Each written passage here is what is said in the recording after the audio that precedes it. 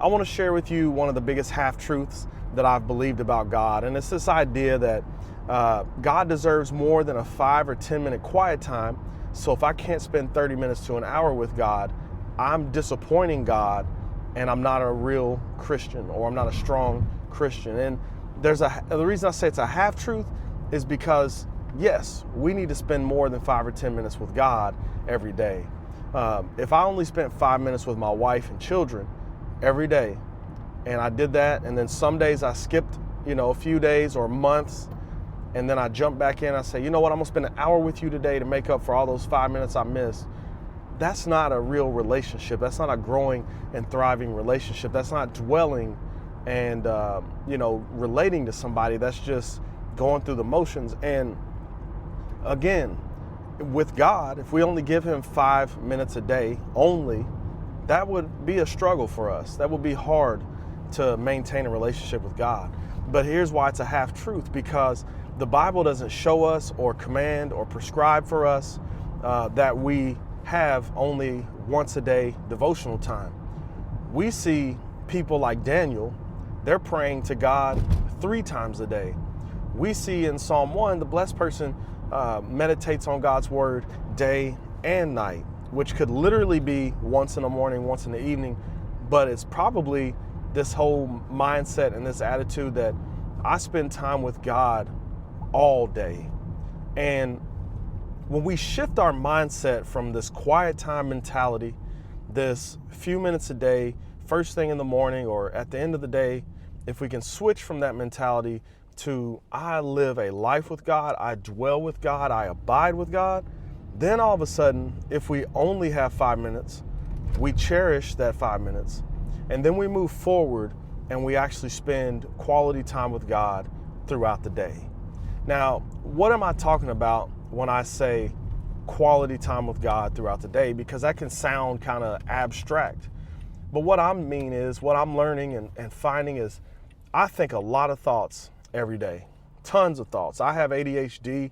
My brain kind of fires probably more than normal people. So I have a lot of thoughts. A lot of them are struggles. A lot of them are questions.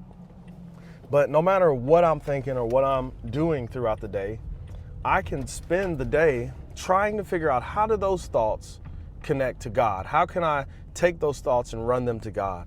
How can I pray to God what I'm going through, what I'm dealing with? And as I do that, instead of compartmentalizing my faith, what I start to do is realize that God is in the whole process. And that, to me, is the beauty of being a Christian and serving God. Because if we, as Christians, if we know God is omnipresent, he's always present, he's always listening, he can hear us, then we can talk to him throughout our workday, when we're grabbing coffee with someone, when we're walking. And you see how life can start to incorporate God more into it. And that's what I started to learn. In a couple of specific aspects, number one is I like to take walks. So prayer walking has allowed me to take 20, 30-minute walks with God and just talk to him while I'm walking. Another example is talking to my children about what I'm learning at the dinner table. I eat dinner every day, and a lot of times, most days, we try to sit down together. Well, start talking to God as in prayer, and talk to your family or whoever you're with. Another example, if I read or meditate on scripture, I can take whatever I've read in that 5 minutes in the morning and I can chew on it all day long. The Puritans described it as like a cow chewing the cud, or like dipping a tea bag in hot water. The more that tea bag dips into the hot water, the more that tea becomes part of the water. The more we dip in and out of scripture in our meditation, in our praying, in our thinking, the more it seeps in to us. And we have Bible apps on our phone, so you don't even have to memorize the passage. Just glance at it. Write it down on a note card and glance at it. But my whole point is, as we go throughout our days, we don't have to be sitting in front of an open Bible with a notebook, with a prayer list, and that be the time we spend with God. That time is fantastic. I want to have that. The thing I love about summer break is I get to sit on my back porch and do that. But if I don't have that time, because I've got to get 4 children out the door, I've got to get to work, I've got to pack my lunch, and I didn't wake up early enough because I didn't go to bed early enough or whatever. When life is full and busy, you can still spend quality, good time with God, and God is not always disappointed in you. And that's what I want you to know, and that's what God has been teaching me.